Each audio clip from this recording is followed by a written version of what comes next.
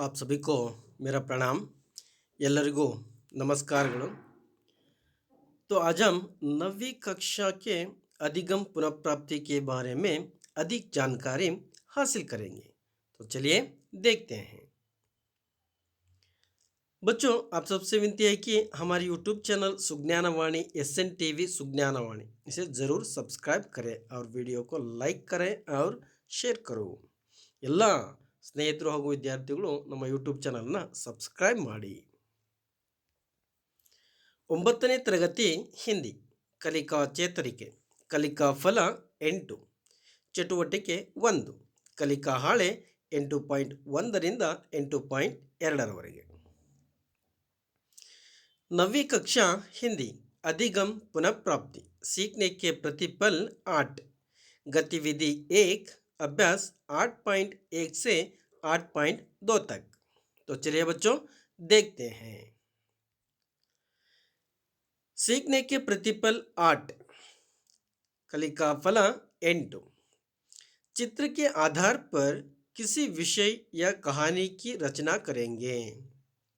ಅಂದರೆ ಮಕ್ಕಳೇ, ನೀವು ಕಲಿಕಾ ಫಲ 8ರಲ್ಲಿ ಚಿತ್ರದ ಆಧಾರವಾಗಿ ಚಿತ್ರಗಳನ್ನು ಆಧಾರವಾಗಿ ಇಟ್ಟುಕೊಂಡು ಯಾವುದೇ ವಿಷಯ ಅಥವಾ ಕತೆ ಕಹಾನಿ ಅಂತ ಹೇಳಿದ್ರೆ ಕಥೆಯ ರಚನೆಯನ್ನು ಮಾಡುವುದನ್ನು ನೀವು ಕಲಿತೀರಾ। तो चलिए अभ्यास की ओर। गतिविधि 1 चित्र और संकेत द्वारा कहानी की रचना। ಗತಿವಿಧಿ ಅಂದರೆ ಚಟುವಟಿಕೆ 1 ಚಿತ್ರ ಮತ್ತು ಸಂಕೇತಗಳ ಮೂಲಕ ಕಥೆಯ ರಚನೆಯನ್ನು ಮಾಡುವಂತಹದ್ದು। ಒಂದಷ್ಟು ಚಿತ್ರಗಳನ್ನು ಮತ್ತು ಸಂಕೇತಗಳನ್ನು ಕೊಟ್ಟಿರ್ತಾರೆ, ಅವುಗಳನ್ನು ಆಧಾರವಾಗಿಟ್ಟುಕೊಂಡು ಅವುಗಳ ಮೂಲಕ ನೀವು ಕಥೆಯ ರಚನೆಯನ್ನು ಮಾಡಬೇಕಾಗುತ್ತೆ। तो चलिए देखते हैं, ಮುಂದೆ ನೋಡೋಣ। तो बच्चों आप गौर से देखिए, एक बार गौर से इस चित्र को देखिए। इस चित्र में क्या है, क्या कर रहे हैं, तो गौर से देख लीजिए। ಮಕ್ಕಳೇ, ಚಿತ್ರವನ್ನು ಒಂದ್ಸರಿ ಗಮನವಿಟ್ಟು ನೋಡಿ, ಚಿತ್ರದಲ್ಲಿ ಏನೆಲ್ಲ ಇದೆ, ಏನೇನು ಮಾಡ್ತಾ ಇದ್ದಾವೆ, ಯಾವ ಪ್ರಾಣಿ ಇದೆ ಅನ್ನೋದು ನಿಮಗೆ ಕಾಣಿಸುತ್ತೆ। तो चलिए चित्र के आधार पर कहानी की रचना करने के बारे में जानकारी हासिल करेंगे। अभ्यास 8.1 उपरोक्त चित्र के आधार पर प्रश्नों के उत्तर दीजिए। ಕಲಿಕಾ ಹಾಳೆ 8.1 ಮೇಲೆ ಕೊಟ್ಟಿರುವಂತಹ ಚಿತ್ರಗಳ ಆಧಾರದ ಮೇಲೆ ನೀವು ಒಂದಷ್ಟು ಪ್ರಶ್ನೆಗಳನ್ನು ಕೊಟ್ಟಿದ್ದರೆ ಅವುಗಳಿಗೆ ಉತ್ತರವನ್ನು ನೀವು ಬರೆಯಬೇಕಾಗುತ್ತೆ, ಹಾಗೆ ಹೇಳಬೇಕಾಗುತ್ತೆ। ಹಾಗಿದ್ರೆ ಪ್ರಶ್ನೆಗಳನ್ನು ಮುಂದೆ ನೋಡೋಣ। पहला प्रश्न है, इन चित्रों में कौन सा प्राणी है? ಈ ಚಿತ್ರಗಳಲ್ಲಿ ಯಾವ ಪ್ರಾಣಿ ಇದೆ? बकरियां ಅಂದರೆ ಮೇಕೆಗಳು ಇದ್ದಾವೆ। तो दूसरा प्रश्न है, बकरियां क्या कर रही हैं? उत्तर है, बकरियां पुल पार कर रही हैं। ಮೇಕೆಗಳು ಏನು ಮಾಡ್ತಾ ಇದ್ದಾವೆ? ಮೇಕೆಗಳು ಪುಲ್ಲನ್ನು ದಾಟ್ತಾ ಇದ್ದಾವೆ ಅಥವಾ ಸೇತುವೆಯನ್ನು ದಾಟ್ತಾ ಇದ್ದಾವೆ। तो अगला प्रश्न है, दोनों बकरियां लकड़ी के ऊपर क्यों खड़ी हैं? ಎರಡೂ ಮೇಕೆಗಳು ಆ ಕಟ್ಟಿಗೆಯ ಮೇಲೆ ಯಾಕೆ ನಿಂತ್ಕೊಂಡಿದ್ದಾವೆ? दोनों बकरियां पुल पार करने के लिए लकड़ी के ऊपर खड़ी हैं। ಎರಡೂ ಮೇಕೆಗಳು ಆ ಪೋಲ್ ಏನಿದೆ ಆ ಪೋಲನ್ನು ದಾಟೋದಕ್ಕೋಸ್ಕರ ಆ ಕಟ್ಟಿಗೆಯ ಮೇಲೆ ನಿಂತ್ಕೊಂಡಿದ್ದಾವೆ। तो अगला प्रश्न है, चलिए देखते हैं। दोनों क्यों लड़ते हैं? ಎರಡೂ ಯಾಕೆ ಜಗಳ ಮಾಡಿದ್ವು? दोनों गुजरने के लिए लड़ते हैं। ಅವೆರಡು ಪೋಲನ್ನು ಮುಂದೆ ದಾಟ್ಕೊಂಡು ಹೋಗಬೇಕಿತ್ತು, ಮುಂದೆ ಹೋಗುವ ಕಾರಣದಿಂದಾಗಿ ಜಗಳವನ್ನು ಮಾಡ್ತವೆ। बकरियों की जगह तुम होते तो क्या करते? ಆ ಮೇಕೆಗಳ ಸ್ಥಳದಲ್ಲಿ ಅಥವಾ ಜಾಗದಲ್ಲಿ ನೀವಿದ್ದಿದ್ರೆ ಏನು ಮಾಡ್ತಿದ್ರಿ? ಉತ್ತರ है, पहले उसे पुल पार करने देता। ಮೊದಲು ಇನ್ನೊಂದು ಪ್ರಾಣಿ ಅಥವಾ ಇನ್ನೊಬ್ಬ ವ್ಯಕ್ತಿ ಯಾರಾದರೂ ಬಂದರೆ ಅವರಿಗೆ ಮೊದಲು ದಾಟಲಿಕ್ಕೆ ನಾನು ಬಿಡ್ತಿದ್ದೆ। तो अगला क्रियाकलाप है अभ्यास 8.2 ಕಲಿಕಾ ಹಾಳೆ 8.2 ऊपर दिए चित्रों के आधार पर इस अपूर्ण कहानी को पूर्ण कीजिए. ನೀವು ಈಗ ಈ ಮೊದಲೇ ನೋಡಿದ್ರಲ್ವ ಚಿತ್ರವನ್ನು, ಆ ಚಿತ್ರವನ್ನು ಆಧಾರವಾಗಿ ಇಟ್ಟುಕೊಂಡು ಇಲ್ಲೊಂದು ಅಪೂರ್ಣ ಕಥೆಯನ್ನು ಕೊಟ್ಟಿದ್ದಾರೆ. ಅರ್ಧ ಕಥೆಯನ್ನು ಕೊಟ್ಟಿದ್ದಾರೆ ಅವರು, ಇನ್ನರ್ಧ ಕಥೆಯನ್ನು ನೀವು ಬರೀಬೇಕಾಗುತ್ತೆ. ಆ ಅಪೂರ್ಣ ಕಹಾನಿ ಅಥವಾ ಅಪೂರ್ಣ ಕಥೆಯನ್ನು पूर्णಗೊಳಿಸಬೇಕಾಗುತ್ತೆ. तो चलिए देखते हैं कहानी.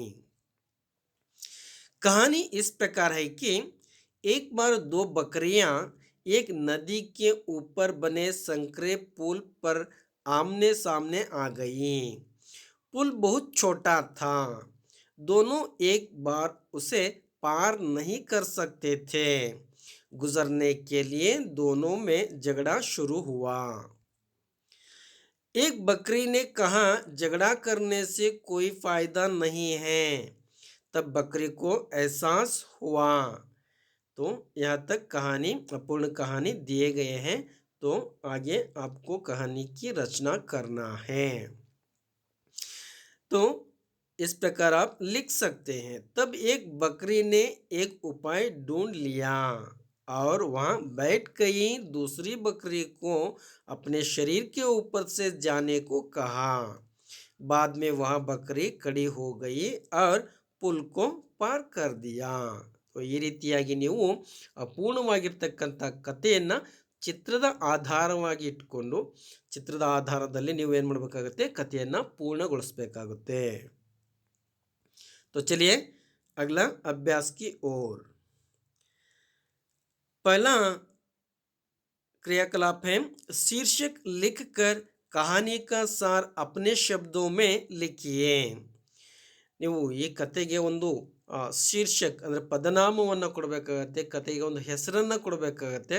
ಹೆಸರನ್ನು ಬರೆದ್ಬಿಟ್ಟು ಈ ಕತೆಯ ಸಾರಾಂಶವನ್ನು ನಿಮ್ಮದೇ ಆಗಿರ್ತಕ್ಕಂಥ ಶಬ್ದಗಳಲ್ಲಿ ನೀವು ಬರೀಬೇಕಾಗುತ್ತೆ. तो चलिए देखते हैं. शीर्षक है होशियार बकरी. ನೀವು ಈ ರೀತಿ ಪದನಾಮವನ್ನು ಅಥವಾ ಕತೆಗೆ ಒಂದು ಹೆಸರನ್ನು ಕೊಡಬೇಕಾಗುತ್ತೆ. ಆ ನಂತರದಲ್ಲಿ ಕಥೆಯನ್ನು ನಿಮ್ಮದೇ ಆಗಿರ್ತಕ್ಕಂಥ ಶಬ್ದಗಳಲ್ಲಿ ಬರೀಬೇಕಾಗುತ್ತೆ. तो कहानी इस प्रकार है, यानी कहानी का सार इस प्रकार है. एक बार दो बकरियों को नदी के ऊपर बने संकरे पुल पार करना था. वे दोनों पहले ही पुल पार करना चाहते थे, तो इसी कारण दोनों में झगड़ा शुरू हुआ. लेकिन एक होशियार बकरी को एहसास हुआ कि झगड़ा करने से कुछ भी लाभ नहीं है. इसलिए होशियार बकरी ने बैठकर अपने शरीर के ऊपर से दूसरी बकरी को जाने दिया. बाद में होशियार बकरी भी पुल पार कर दिया. तो इस प्रकार आप क्या कर सकते हैं, कहानी का सर अपने ही शब्दों में लिख सकते हैं. ನೀವು ಈ ರೀತಿಯಾಗಿ ಆ ಕಥೆಯ ಸಾರಾಂಶವನ್ನು ನಿಮ್ಮದೇ ಆಗಿರ್ತಕ್ಕಂಥ ಶಬ್ದಗಳಲ್ಲಿ ಬರೀಬೇಕಾಗುತ್ತೆ. तो चलिए आगे देखते हैं. ಮುಂದೆ ನೋಡೋಣ. दोनों बकरियां साथ साथ चलती तो क्या होता. ಎರಡೂ ಮೇಕೆಗಳು ಒಟ್ಟಿಗೆ ಆ ಪುಲನ್ನು ದಾಟುವಂಥ ಪ್ರಯತ್ನವನ್ನು ಮಾಡಿದರೆ ಏನಾಗಿ ಹೋಗ್ತಿತ್ತು. तो उत्तर है पुल बहुत छोटा था. अगर दोनों बकरियां साथ साथ चलती तो दोनों पानी में गिर जाते थे और मर जाते थे. ಆ ಪುಲ್ ಏನಿತ್ತು, ಸೇತುವೆ, ಅದು ತುಂಬ ಚಿಕ್ಕದಾಗಿತ್ತು.